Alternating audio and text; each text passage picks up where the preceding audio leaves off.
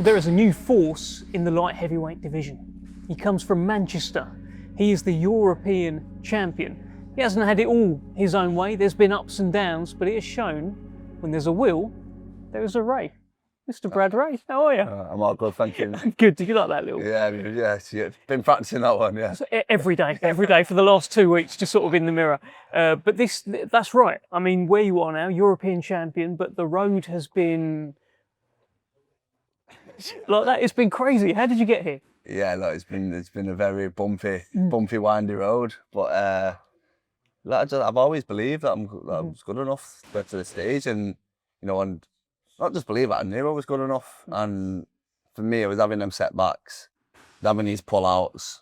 I had the loss, and I just had to keep going because I knew I'd get to this point at some point. And for me, it was just waiting for the opportunity to come up, and when it did, I had to grab it with both hands. And so look, it was tough at times, but on the other hand, I found it quite easy to keep going because I believed that I was going to get to the end destination at some point. So that's been the key then, just self-belief. You've never doubted yourself at all? Nah, never. Not my ability. I've doubted the sport sometimes. Am I gonna get a chance? Because I'm not on Twitter calling everyone out. I'm not, slagging everyone off, and I'm not wearing sunglasses at press conferences. You know what I mean? I don't do that. I just fight. I fight good. And I've always believed that, my fighting will do the talking. I'll get there eventually. But there was a point where I was like, do I have to sell out? Do I have to, start trying to sell these fights and be someone I'm not? It would hurt your heart, wouldn't it? It would. I feel like I'm selling out, and I'm getting to a stage now. I've done it my way. You know what I mean? I've done it the way I want to do it, and I think probably needs a little bit more doing it that way. I like that. And when I said there at the start, European champion, how does that sound? Sounds great. Sounds great.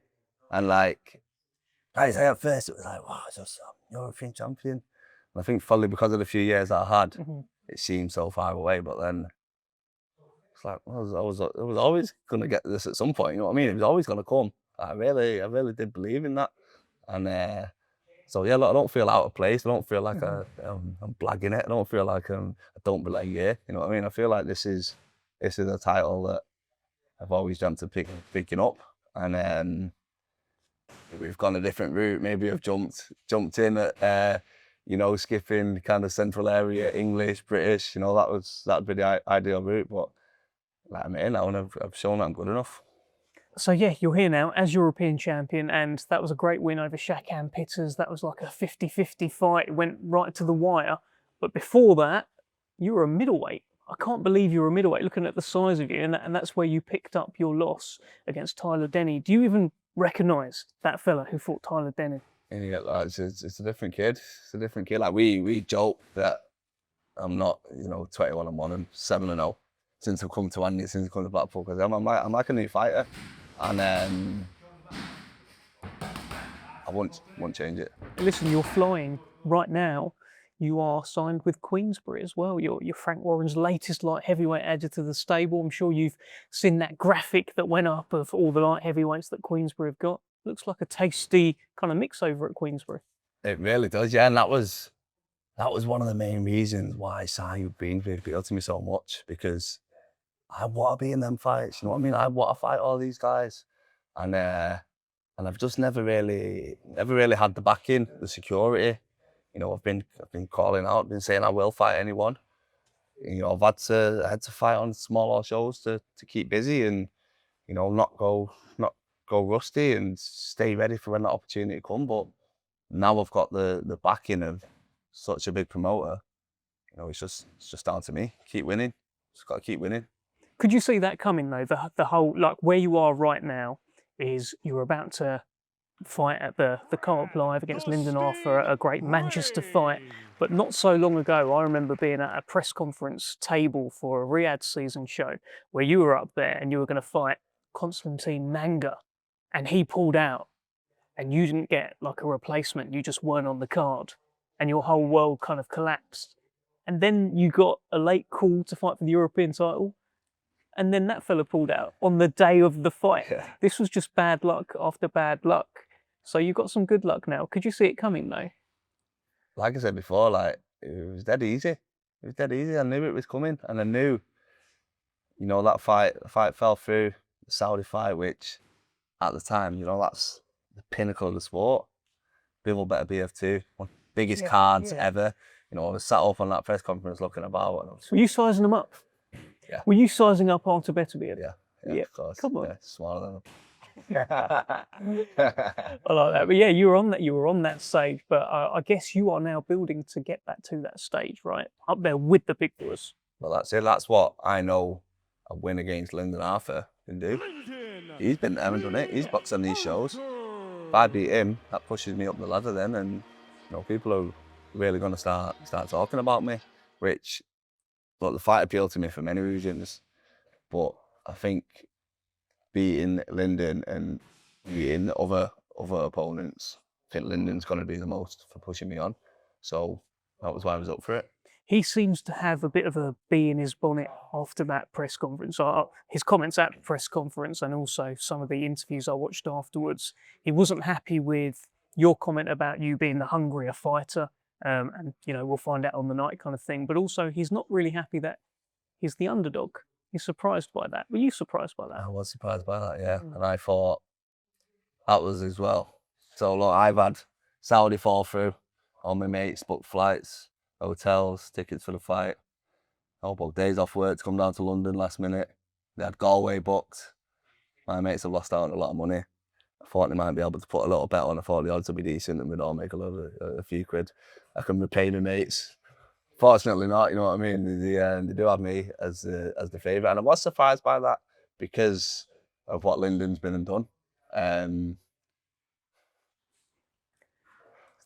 Just out of shot, there is a dog that is sort of attacking our me. This is what goes on in our gym. This is just another day in the office. Just for the cameras, I'm terrified of dogs, by the way. Do not like them at all, and I'm really trying my best to play it cool right now. What type of dog is that? I don't know what it is. Apart from the very excited one. So, Lyndon Arthur, you're the favourite. Manchester derby. Big fight for him, as you say, because if he loses, there's a long way back from losing to Brad Ray after losing to Anthony Yard. I think he's going to bring everything to this fight. Yeah, definitely. Like I say, I think I'm going to get the best version of him, and that's what I want. You know what I mean? I don't want me to beat him. People to say, oh, you know, he didn't look on form. I want the best version of him because that's when my win is going to mean a lot more. And yeah, look, he's the best version of him turns up, the best version of me turns up, and I think that'll come out as a winner. He's been the distance with Dmitry Bivol, who was the undisputed champion, probably the #1 light heavyweight out there. If you knock him out and Bivol didn't, you know, and Yard just went the distance. I'm better than Bivol than I'm basically a unified champ then. That's what he said. But, yeah. So there you go. It's as simple as how it works, isn't it? Here's how it works. That's how it works. That's the boxing maths. So before you're with Andy now, this great period that you're going through at the moment, winning streak of 7 fights, 8 fights now. Yep. So it's tremendous. Before that, you were with Ricky Hatton, and you know, we've just very sadly lost Ricky Hatton, and just get your thoughts on it. Tell me a little bit about that period working with him, because to you, I guess he was more than just a part of your training team. He would have been an inspiration. He's a fellow Blue here as well. Big loss. Yeah, 100%. Like, I started my career at Hatton's, you know, training with Blaine and Ricky. Like, I was with him every day. You know what I mean? And you know, I'm very lucky that I got a few different sides of Ricky. I got the side of him sat in Yard as a kid, watching him fight Lascano in the crowd. You know, I got the side of him where he was in my corner. He was part of my coaching team. You know, I had him in the changing room before fights, and then he had the side of him where he was a mate. You know what I mean? We were good mates, and we used to speak a lot. And when I moved to Andy, he used to come down to Blackpool and watch me fight.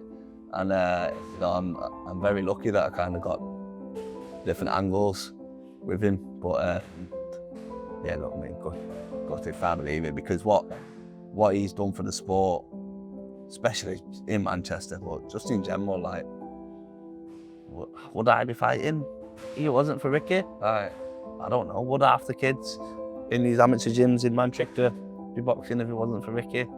Like, who knows, you know, he'd done so much and inspired so much that he just really propelled the sport, he really did. What did you learn from your time with Ricky? That's all right. When I think back and you know, I've got so many good memories with him, but all of them, just laughing all the time, no matter what. And you know, he did have that side to him where he could just flick the switch and he'd come at you with this bit of knowledge or bit of experience that he'd gathered from so many years being at the top of the game, and then boom, he's back to just cracking jokes and making you laugh. And you know, that's what, when I think back and when I remember Rick, I remember laughing, I remember smiling, I remember rubbish jokes that he used to crack. I remember shit pose he used to wear. Like, you know, that's what I have got so many good memories. But yeah, I mean, just there's got to be no more, to be honest. Yeah, it's horrible. And he would have been an inspiration on you as a child as well. I actually got sent a picture the other day. I'm going to pull it up now. I think it's you in some Ricky Hatton type shorts, I believe. It's a belter. It's a belter. That is amazing. So it all started. So, for the camera, for the benefit of the camera, that is a young Brad Ray in Ricky Hatton shorts with Brad on it. So you've always sort of Oh, him, right? He was my hero when I was a kid. Who I looked up to, and I remember going to see, I think I'm 10 or 11 years old there, going to see Melissa at Susie Wong, and first pair of ever shorts, custom shorts. So what did you like? What I'm like Ricky's. And he had a fight coming up in Vegas somewhere, so it was being made. We were on the side. And I wanted just that, exactly that. Just put my name on it. And but that's the type of inspiration he was to me. Yeah. So many other people. 100%. Well, rest in peace, Ricky Hatton, of course. Tragic loss to the boxing world. Lyndon Arthur is a red. You are a blue. You can't lose to a red, right? I mean, how has that added to the kind of motivation around this fight? Has it added? And tell me about that red versus blue element. Yeah, it's definitely added. 100%. I can't get beat by United fan. No way. I'd never at the end of it. All my mates are United fans, and I got beat off a red. Yeah, not at the end of it. But you've been tormenting him a little bit on social media. From what I saw, there was a tormenting kind of message. Yeah, a little bit. When City beat United. Just a bit of fun and games, isn't it? Yeah. I couldn't not. Yeah, you had to. But yeah, look, it just adds another little bit of excitement to it, and I think it might bring a few eyes to the fight that wouldn't have normally been on the fight. You know, a few casual fans, a few football fans, and that's what it's all about at the end of the day. You know, getting more people watching the fight, and at the end of the day, when we're in there, it means nothing. It means nothing. You know, I know probably about 80% of my tickets are United fans. They'll all be cheering you on. But you think? Yeah. You think I hope so. I hope so. So let's talk about this light heavyweight division a little bit. Obviously, we've touched on the graphic and what Queensberry have, but I want to touch on something you said pre the Lyndon Arthur fight being made, which was you actually fancied a scrap with Louis Edmondson. So Louis Edmondson is now fighting Ezra Taylor. Are you kind of keeping an eye on that fight as well, seeing what's going on there? 100%, yeah, 100%. And it's not Louis Edmondson, it's the British title. Yeah. That's it. You'd still want that now that you're a European champion? 100%. That's the one I've always wanted since a kid.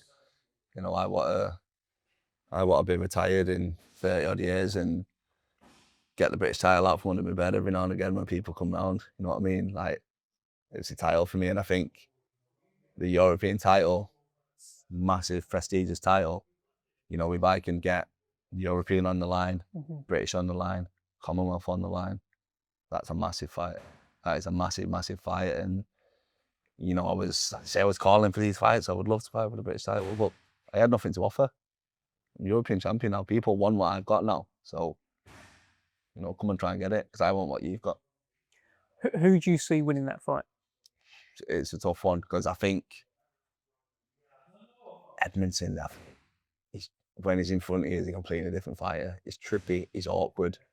He can fox, he can fight, he can spoil a little bit. And I think if he doesn't let Taylor get into his groove, I could just see setting the precedent early on and keeping it up for the fight. I think I'm swaying towards Edmondson point decision. Yeah, but it's a great fight, and Ezra Taylor if he can drag Edmondson into a bit of a scrap, I think I think it could go the other way. But it's an exciting one. I'm tuning in. So tell me this: Brad Ray beats Lyndon Arthur because